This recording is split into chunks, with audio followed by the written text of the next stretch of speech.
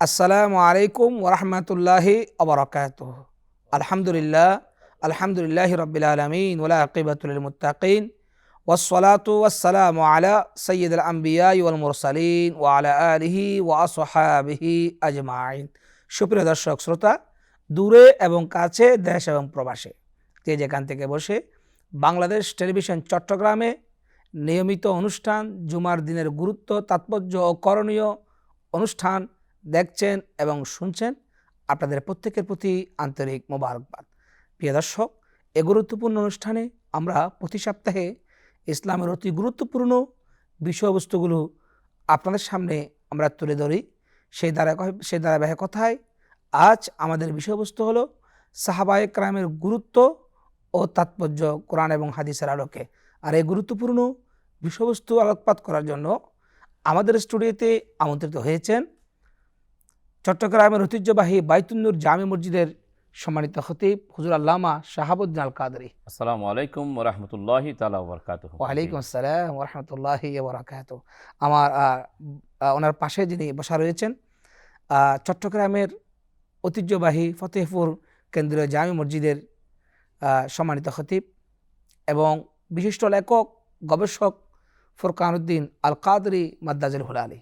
আসসালামু আলাইকুম ওয়া রাহমাতুল্লাহি ওয়া বারাকাতুহু। ওয়া আলাইকুম আসসালাম ওয়া রাহমাতুল্লাহি ওয়া বারাকাতুহু। আমরা সাহাবায়ে কেরামের গুরুত্ব এবং তাৎপর্যের উপরে আমরা আলোচনা করব। কোরআন এবং হাদিসের সাহাবায়ে কেরামের গুরুত্ব তাৎপর্য অপরিসীম। ইসলামের প্রথম বাহক হলেন সাহাবায়ে কেরাম, যাদের ঈমান এবং আত্মত্যাগের মাধ্যমে ইসলাম পরিপূর্ণতা লাভ পেয়েছে, আল্লাহর দ্বীন মুমিনদের হৃদয়ে কলবে পৌঁছেছে।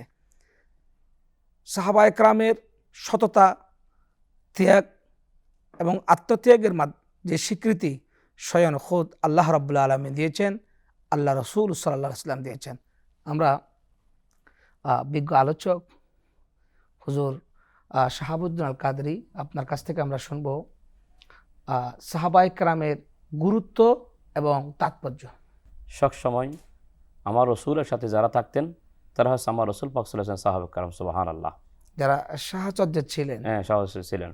আনসার মুহাজির এর যারা আনসার মুহাজির এরপরে আগে সর্বপ্রথম যারা আমার রসুলের সাথে থাকতেন হারদম হার ওয়াক্ত সাহাবে কেরাম, তাদের অনুকরণ করে চলা আমাদের একান্ত অপরিহার্য। এবং তাদের ব্যাপারে কোনো ব্যক্তি যদি বিপরীত কথা বলে, আমার সরকার দোয়ান সাল্লাল্লাহু আলাইহি ওয়াসাল্লাম তিরমিজি শরীফে হাদিস শরীফে বলেছেন, যারা রসুলের শানে স্বয়ং বিপরীত কথা বলবে, আমার রসুল বলেছেন ফাকতুলুহু, তাদেরকে কতল করার জন্য বলেছেন। এবং সাহাবা কেরামের শানে যারা বেয়াদবি করবে, কটূক্তি করবে, আমার রসুল বলেছেন সেইটার জবাব দিয়েছেন ফাদরিবুহু, তাদেরকে ফাহার করার জন্য বলেছেন। সুতরাং সাহাবা কেরামের এই তাদের মর্যাদা অপরিসীম, তাদের শান মান আজমত আমরা শেষ করতে পারবো না। যেখানে আল্লাহ বলেছেন খোদ কোরআনে পাকের মধ্যে, সাথে সাথে সরকার সাল্লাল্লাহু আলাইহি ওয়াসাল্লাম তাদের শান মান আজমত সম্পর্কে বর্ণনা করেছেন। তোর মধ্যে আমি একটু কোরআন কারীমের দিকে যাই। পবিত্র কোরআন কারীমের সূরাতুল আসর যখন নাজিল হলো, নাজিল হওয়ার পর তখন এই সূরাতুল আসর নাজিল হয়েছে সিদ্দিক আকবর, যিনি আমার রসুলের সাহাবা কেরামের মধ্যে তোর মধ্যে যিনি খলিফাতুর রসুল, যাকে আফজাল নাস বাদাল আম্বিয়া, নবীদের পরে যারা স্থান প্রথম আমার রসুল দিয়েছেন, যাকে আশারা এবং আশারার মধ্যে প্রথম নাম বলেছেন সিদ্দিক আকবর রাদিয়াল্লাহু তাআলা আনহু ফিল জান্নাহ, সিদ্দিক আকবরের জান্নাতের কথা বলেছেন। এরপরে ফারুক আজম, এরপর ওসমান জুনিয়র, এর মৌলা আলী শের হুদা, পরপর 10 জন সাহাবা কেরামকে আমার রসুল পাক সাল্লাল্লাহু আলাইহি ওয়াসাল্লাম মসজিদে নববীর মধ্যে জান্নাতের সনদ দিয়েছেন, সুবহানাল্লাহ। সে সিদ্দিক আকবর রাদিয়াল্লাহু তাআলা আনহু যখন আগের ইসলাম ধর্ম ছিল না, ইসলাম ধর্ম গ্রহণ করার আগে ওনার একজন বন্ধু ছিল যার নাম হচ্ছে কালাদা ইবনে ওসাইদ। তখন সরকার দোয়ান সাল্লাল্লাহু আলাইহি ওয়াসাল্লাম দরবার পাক থেকে যখন পবিত্র ইসলাম ধর্ম গ্রহণ করে চলে আসতেছে, দেখা হলো কালাদা ইবনে ওসাইদ বিধর্মী। বন্ধু, তুমি কোথায় থেকে আসতেছ? সিদ্দিক আকবর বলতেছে, আমি ওই দরবার থেকে, ওই স্থান থেকে আসতেছি যিনি রাহমাতুল লিল আলামিন, পাকে গিয়ে আমি পবিত্র ইসলাম ধর্ম গ্রহণ করে আসতেছি, সুবহানাল্লাহ। এই কথা যখন বলল, কালাদা ইবনে ওসাইদ বলল, ভাই বন্ধু, আপনি যে আমাদের লাত মানাত উজ্জার ধর্ম ছেড়ে দিয়ে তুমি যে একটা ইসলাম ধর্ম গ্রহণ করেছো, তুমি আজ থেকে আমাদের লাত মানাত উজ্জার ধর্ম যে ছেড়ে দিয়েছো, তার তুমি তার থেকে উপকার থেকে তুমি কি হলো হয়ে গেলাম, যে উপকারটা তোমার কাজে আসবে না। এই কথা যখন বললো সিদ্দিক আকবর বন্ধু হবে না, কোনো দিন না, আমি ওই ধর্ম ত্যাগ করে পবিত্র ধর্ম ইসলাম ধর্ম গ্রহণ করেছি রসুলের দরবারে, যে ধর্মের নাম হচ্ছে ইন্নাদ্দিনা ইনদাল্লাহিল ইসলাম। ওই পরিপূর্ণ ইসলামের মধ্যে আমি দাখিল হয়েছি। সেই ধর্ম আমি রসুল পাক সাল্লাল্লাহু আলাইহি ওয়াসাল্লামের কদম থেকে শিখে আসতেছি। কোনোদিনও মানুষ ইসলাম ধর্ম গ্রহণ করলে লাত মানাত উজ্জান না, সুতরাং তারা চলে যাবে। আমি আসনা কালনা কিয়ামত পর্যন্ত কবরে হাসেরে আমি আনন্দ থাকতে পারবো, আমি জান্নাত হাসিল করতে পারবো, কেননা আমি ওই ধর্ম গ্রহণ করেছি। সুবহানাল্লাহ। এই কথা যখন সিদ্দিক আকবর জবাব দিল, আল্লাহর দরবারে আল্লাহ কুদরতি এজলাসে আল্লাহ খুশি হয়ে গেলেন। সেই খুশি হওয়াতে আল্লাহ একটি সূরা নাযিল করেন, যে সূরার নাম হল সূরাতুল আসর। সুবহানাল্লাহ। শতম আল্লাহ বলেছেন যে সূরার মধ্যে ওয়াল আসরি, আল্লাহ বলেন, আল্লাহ শপথ করে বলেছেন ওই সময়ের শপথ। সরকার সাল্লাল্লাহু আলাইহি ওয়াসাল্লাম যে শহরের মধ্যে বসবাস করেছেন, লা উকসিমু বিহাযাল বালাদ, ওই শহরের শপথ করেছেন। এরপর ইন্নাল ইনসানা লাফি খুসর ইল্লাল্লাযিনা আমানু ওয়া আমিলুস সলিহাত ওয়া তাওয়াসাউ বিল হাক্কি ওয়া তাওয়াসাউ বিস সবর, যারা সত্যের দর্শন দিয়েছে এবং একে অপরকে ভালোর উপদেশ দিয়েছে। ওয়াল আসরি, ওই সময়ের শপথ। ইন্নাল ইনসানা, নিশ্চয়ই মানুষ ক্ষতিগ্রস্তের মধ্যে রয়েছে। ইল্লাল্লাযিনা, কিন্তু যারা আমানু ঈমান আনয়ন করেছে, ওয়া আমিলুস সলিহাত, সৎকর্ম করেছে, ওয়া তাওয়াসাউ বিল হাক্কি, একে অপরকে ধৈর্য ধারণের, ওয়া তাওয়াসাউ বিল হাক্কি, একে অপরকে হকের উপদেশ দিয়েছে, ওয়া তাওয়াসাউ বিস সবরি, একে অপরকে ধৈর্য ধারণের উপদেশ দিয়েছে। সুবহানাল্লাহ। সেই কোরআন করিম সিদ্দিক আকবরের জবাবে খোদ রব্বুল আলামিন কোরআন করিমে একটা সূরা নাজিল করেছেন। সুবহানাল্লাহ। আপনি সুন্দর বলছেন। অর্থাৎ মূল কথাটা হলো জি, সাহাবায়ে কেরামের মর্তবাকে বোঝাতে গিয়ে এই সূরা নাজিল হয়েছে। আমরা আপনার কাছে আবার আসছি। বিজ্ঞ আলোচক হুজুর আল্লামা ফোরকান উদ্দিন আউয়ালি সাহেব, আপনার কাছ থেকে জানবো, রসুল কারীম সাল্লাল্লাহু আলাইহি সাল্লামের একজন অন্যতম সাহাবী ছিলেন হযরতে আমিরে মুআবিয়া, যার ব্যাপারে ব্যাপক আলোচনা এসেছে ইসলামের মধ্যে। আমরা সংক্ষিপ্ত আকারে আপনার কাছ থেকে ওনার পরিচয় সম্পর্কে জানবো এবং আল্লাহ রসুলের দরবারে উনি কি দায়িত্ব পালন করতেন এই সম্পর্কে জানবো ইনশাআল্লাহ। আপনারা জানেন আল্লাহর হাবিব সাল্লাল্লাহু আলাইহি সাল্লামের প্রায় 1,24,000 সাহাবায়ে কেরাম ছিলেন এবং এই সাহাবায়ে কেরাম ওনাদের ব্যাপারে আল্লাহ পাক ঘোষণা দিয়েছেন সূরা তাওবার 100 নং আয়াতে, রাদিয়াল্লাহু তাআলা আনহুম ওয়া রাদু আন। আল্লাহ ওনাদের প্রতি রাজি, ওনারা আল্লাহর প্রতি রাজি। সুবহানাল্লাহ। আল্লাহ পাক ওনাদের প্রতি রাজি হয়ে গেছেন, এটা আল্লাহ সার্টিফিকেট দিয়েছেন। যেন সকল সাহাবায়ে কেরাম আদুলুন, এটা আহলে সুন্নাত ওয়াল জামাতের আকীদা। আল্লাহর নবী সাল্লাল্লাহু আলাইহি সাল্লামের সকল সাহাবী আদুলুন, মানে পরায়ণ। ওনাদের প্রতি কোনো বিদ্বেষ রাখা যাবে না, সমালোচনা করা যাবে না, এটা হারাম কবিরা গুনাহ। এবং বিশেষ করে আমাদের আকিদায়ে তাহাবির মধ্যে, আকিদাতুত তাহাবি এবং আকিদা নাসাফির মধ্যে রয়েছে সাহাবায়ে কেরামের ব্যাপারে আপনাদেরকে আমাদেরকে চুপ থাকতে হবে উম্মত হিসেবে। আমরা আপনার কাছে জানতে চাচ্ছি হযরত আমিরে মুআবিয়ার পরিচয় পর্বটা। জি, আমি আপনাকে একটু ক্লিয়ার করব। এটা বললাম এই জন্য, যেহেতু বর্তমানে যে সাহাবায়ে কেরামের ভিতরে একজন বিশিষ্ট সাহাবী হযরতে আমিরে মুআবিয়া রাদিয়াল্লাহু তাআলা আনহুকে নিয়ে অনেক সমালোচনা হয়। এটা আপনারা জানেন, বিভিন্ন মিডিয়ার মধ্যে বিভিন্ন জায়গায় এখন এই ফিতনাটা ছড়িয়ে গিয়েছে হযরত আমিরে মুআবিয়া নিয়ে। অথচ আমার নবীর সকল সাহাবায়ে কেরাম নিয়ে পরায়ণ, এটা আহলে সুন্নাত জামাতের আকীদা। এটা বিশ্বাস রাখতে হবে, কোনো সাহাবীর সমালোচনা করা জায়েজ নাই ইসলামের মধ্যে। যেহেতু সাহাবায়ে কেরামের প্রতি যদি আপনি সমালোচনা করেন, তাহলে এটা কোরআন হাদিসের মধ্যে একটা কলঙ্ক লেপন হয়ে যাবে। এটা হচ্ছে সাহাবায়ে কেরামের বিরোধিতা করতে গিয়ে স্বয়ং কোরআন এবং হাদিসের বিপক্ষে দাঁড়িয়ে যায়। জি, যেহেতু কোরআন হাদিসের মডেল হচ্ছে সাহাবায়ে কেরাম এবং কোরআন হাদিস আমরা পেয়েছি, ইসলামকে পেয়েছি সাহাবায়ে কেরামের মাধ্যমে। আমরা তো আল্লাহর হাবিব সাল্লাল্লাহু আলাইহি সাল্লামকে দেখি নাই, কিন্তু সাহাবায়ে কেরাম পৃথিবীর বিভিন্ন জায়গায় ছড়িয়ে ছিটিয়ে পড়েছে, কোরআন হাদিসের বিস্তার করেছে। আজকে মুসলমান জাতি আমরা যে নামাজ, রোজা, হজ, যাকাত, ইসলামী আইন কানুন, কোরআন হাদিসের যে অনুসরণ করি, এগুলো সব কিন্তু সাহাবায়ে কেরাম প্রচার করেছেন। এখন যে সাহাবায়ে কেরামের প্রতি আমরা যদি রাসূল পাক সাল্লাল্লাহু আলাইহি ওয়াসাল্লামের পরে, জি আল্লাহর হাবিব সাল্লাল্লাহু আলাইহি সাল্লামের পরে এখন সাহাবায়ে কেরামকে নিয়ে যদি আমরা সমালোচনা করি, এই সমালোচনাটা মূলত কোরআন হাদিসকে নিয়ে সমালোচনা হয়ে যাবে। ইসলামের মূলদণ্ডে যে মূলদণ্ড আঘাত লেগে যাবে, অর্থাৎ একদম মূলে কোটার আঘাত সেজন্য হযরত আমির মুয়াবিয়া রাদিয়াল্লাহু তাআলা ওনাকে নিয়ে যদি সমালোচনা করা হয়, এক নম্বরে ইসলামের কোরআনের মধ্যে কুঠারাঘাত, যেহেতু উনি একজন কাতেব ওহী ছিলেন। আল্লাহর হাবিব সাল্লাল্লাহু আলাইহি সাল্লামের বিশিষ্ট সাহাবায়ে কেরামের ভিতরে কয়েকজন কাতেব ওহী ছিলেন। আমার নবীর নিকট জিবরিল আমিন আলাইহিস সালাম ওহী নিয়ে আসার সাথে সাথে কিছু সাহাবায়ে কেরাম লেখার দায়িত্বে ছিলেন। তোর মধ্যে একজন হচ্ছেন হযরত আমিরে মুয়াবিয়া রাদিয়াল্লাহু তাআলা। উনি আল্লাহর হাবিব সাল্লাল্লাহু আলাইহি সাল্লামের স্ত্রী, আমাদের আম্মা জান হযরত উম্মে হাবিবা রাদিয়াল্লাহু তাআলা আনহার ভাই ছিলেন। সেজন্য ওনাকে খালুল মুমিনিন বলা হয়, মুমিনদের মামা জান। খালুল মুমিনিন, মুমিনদের মামা জান। এটা সুন্দরভাবে আল্লামা রুমি, জালালউদ্দিন রুমি রহমতুল্লাহি আলাইহি, উনি মুসনবী শরীফের মধ্যে এটা তুলে ধরেছেন ফার্সি ভাষায়, খালুল মুমিনিন, মুমিনদের মামা জান। আর হযরত আমিরে মুয়াবিয়া ওনার যে অবদান ইসলামের প্রতি, এটা কেউ অস্বীকার করতে পারবে না। এই যে আমরা আজকে নৌবাহিনী, যেটা সুসংগঠিত নৌবাহিনী, এটা হযরত আমির মুয়াবিয়ার মাধ্যমে হয়েছে। সাইপ্রাস বিজয় হয়েছে। এবং আল্লাহর হাবিব সাল্লাল্লাহু আলাইহি সাল্লাম বলেছিলেন, বুখারী শরীফের হাদিস, আউয়ালু জাইশিন মিন উম্মতি ইয়াকজুন আল বাহরা কদ ফাআলু ফাআলান ওয়াজাবাত বিহিল জান্নাহ আও কামা ক্বালা আলাইহিস সালাম। আল্লাহর নবী সাল্লাল্লাহু আলাইহি সাল্লাম ইরশাদ করেছেন, আমার উম্মতের মধ্যে সর্বপ্রথম যারা নৌ অভিযান করবে, অর্থাৎ সমুদ্র অভিযান করবে, তারা জান্নাতি। এই অভিযান করেছিলেন, তন্মধ্যে প্রথম যিনি, তিনি হচ্ছেন হযরত আমির মুয়াবিয়া রাদিয়াল্লাহু তাআলা আনহু। সুবহানাল্লাহ। এটা 27 হিজরিতে ফারুক আজমের আমলে। তাহলে আমার নবীর হাদিস অনুযায়ী উনি জান্নাতি।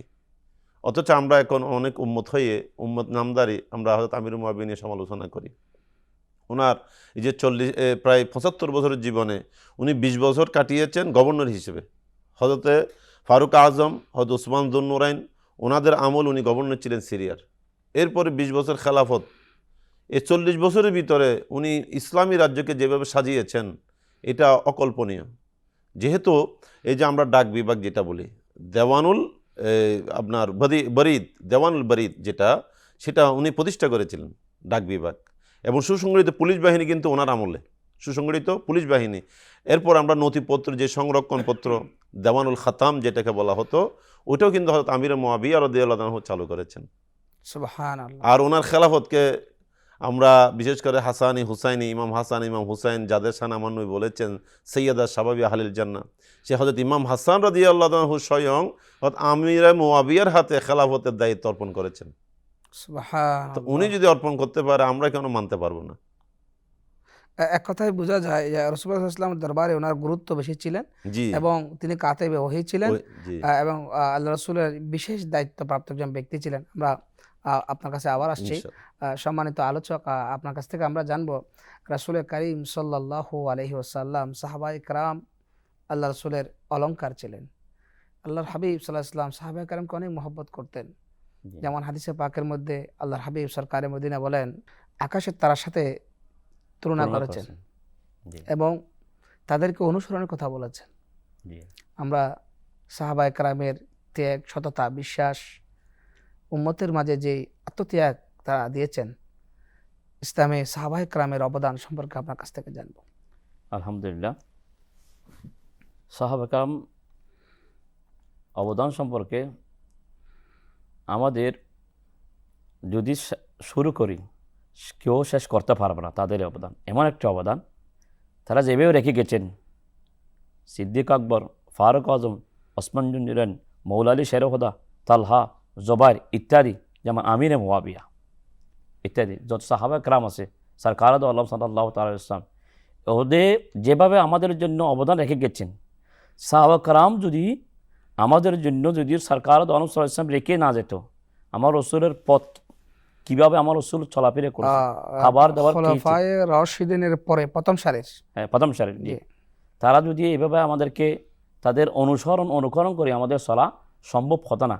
আজকে সেই সাহাবায়ে কেরাম করেছেন বিদায় তাদের পথ অনুসরণ করে আমরা চলতেছি, পারতেছি। রাসূল কীরকম ছিলেন, কীভাবে খাবার খেয়েছেন, রাসূল কীভাবে চলেছেন, কীভাবে নির্দেশ দিয়েছেন, ও নির্দেশ মোতাবেক ওরা চলেছেন, এবং আমাদেরকে শেষ পথ চলার জন্য সাহাবায়ে কেরামের মধ্যে উসওয়াতুন হাসানা, যে উত্তম আদর্শ লাকাদ কানা লাকুম ফি রাসূলিল্লাহি উসওয়াতুন হাসানা উম্মতের মাঝে পৌঁছে দিয়েছেন সাহাবায়ে কেরাম।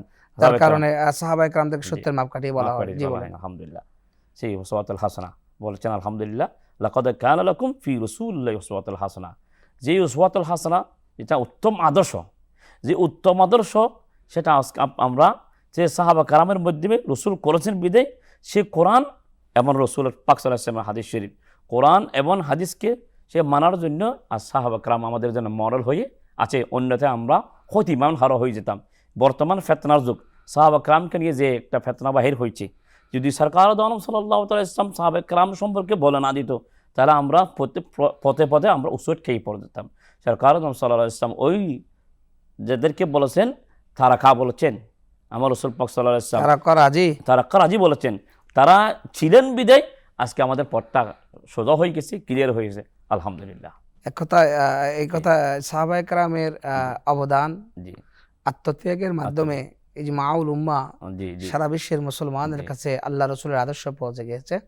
আপনি সুন্দর আলোচনা করছেন। আমরা বিজ্ঞ আলোচক আপনার কাছ থেকে জানবো, রসুল করিম সাল্লাল্লাহু আলাইহি ওয়াসাল্লাম সাহাবায়ে কেরামকে অত্যন্ত মহব্বত করতেন। যেমন সিদ্দিক আকবরের ব্যাপারে রসুল করিম সাল্লাল্লাহু আলাইহি ওয়াসাল্লাম আফদালুন নাস বাদাল আম্বিয়া বলেছেন, আপনি আপনার খুতবা শুরুতে উনি বলেছেন। এভাবে ফারুক আজমের শানে কোরআন কারীম 24টা আয়াত নাজিল হয়েছেন। তিনি 31.5 বর্গ মাইলের শাসক ছিলেন, যার ব্যাপারে রাসূলুল্লাহ সাল্লাল্লাহু আলাইহি ওয়াসাল্লাম অনেক কওল রয়েছেন, হাদিসও রয়েছেন।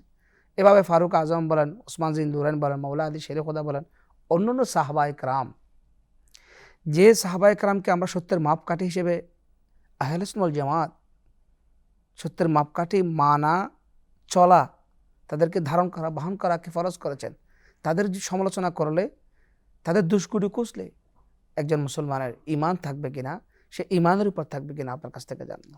আমাদেরকে এগুলো ফতোয়া যেটা বা যে হুকুম হাকাম শরীয়তের এগুলো জানার জন্য আমরা আল্লাহর হাবিব সাল্লাল্লাহু আলাইহি সাল্লামের হাদিসে পাক যদি দেখি, আমার নবী ইরশাদ করেছেন তিরমিজি শরীফের হাদিস, এবং বিশেষ করে মাজমাউজ জাওয়াইদের মধ্যে রয়েছে আপনার জামিউল কবির ইমাম তাবরানী রহমতুল্লাহ 12709 নম্বর হাদিসে আল্লাহ নবী সাল্লাল্লাহু আলাইহি সাল্লাম ইরশাদ করেন, মান সাব্বা আসহাবি, যে ব্যক্তি আমার সাহাবায়ে কেরামকে গালি দিবে, লানাতুল্লাহি আলাইহি ওয়াল মালাইকাতি ওয়ান নাসি আজমাইন, আল্লাহ লানত তার উপর, সমস্ত ফেরেশতাদের লানত তার উপর, এবং সমস্ত মানুষের লানত তার উপর, নাউযুবিল্লাহি মিন যালিক।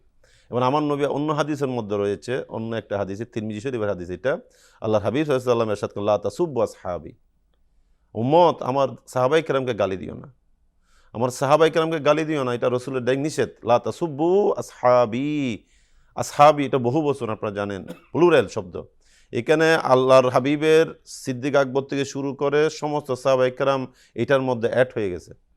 এখানে আপনি মাইনাস করতে পারবেন না, একজন সাহাবীকে আপনি মাইনাস করতে পারবেন না। আমার নবী সবাইকে এক করে দিয়েছে এখানে, সাহাবী, আমার কোনো সাহাবীকে তোমরা গালি দিও না। কেন? ফালাউ আন্না আহাদাকুম, যদি আমার একজন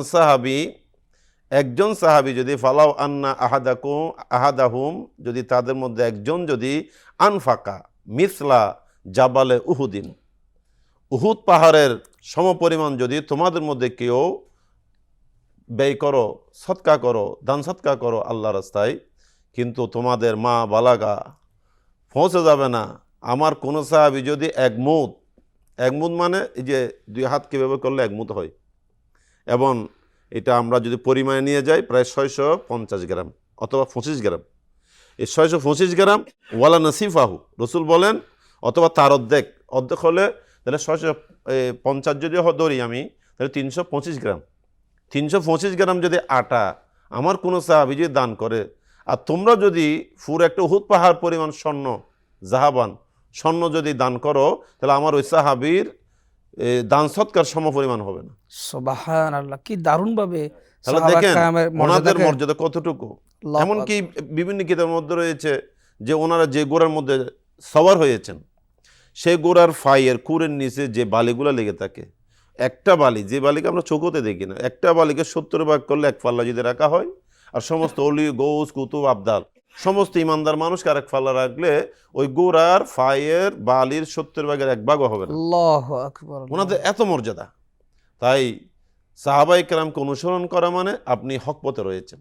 আমরা আরেকটা হাদিস আমি বলি, সেটা হচ্ছে মেশকাত শরীফের 30 পৃষ্ঠার হাদিস। এটা মেশকাত শরীফের 30 পৃষ্ঠার হাদিস। আপনি যদি সাহাবায়ে কেরামের পক্ষে থাকেন আপনি জান্নাতি, সাহাবায়ে কেরামের বিপক্ষে যাবেন জাহান্নামী। আমার নবী বলেন, ইন্না বনি ইসরাঈলা তাফাররাকাত আলা 72 মিল্লাতান ওয়াতাফতারিক উম্মতি আলা সালাসি ওয়া সাবিনা মিল্লাতান কুল্লুহুম ফিন্নার ইল্লা মিল্লাতা ওয়াহিদা। রাসূল করিম সাল্লাল্লাহু আলাইহি ওয়াসাল্লাম ইরশাদ করেন, বনী ইসরাঈল ৭২ দল হয়েছে, আর আমার উম্মত ৭৩ দল হয়ে যাবে, সবাই জাহান্নামে যাবে এক দল ছাড়া। ক্বালু মান হিয়া ইয়া রাসূলুল্লাহ, সাহাবায়ে কেরাম বলেন, হুজুর জান্নাতি দল কোনটা?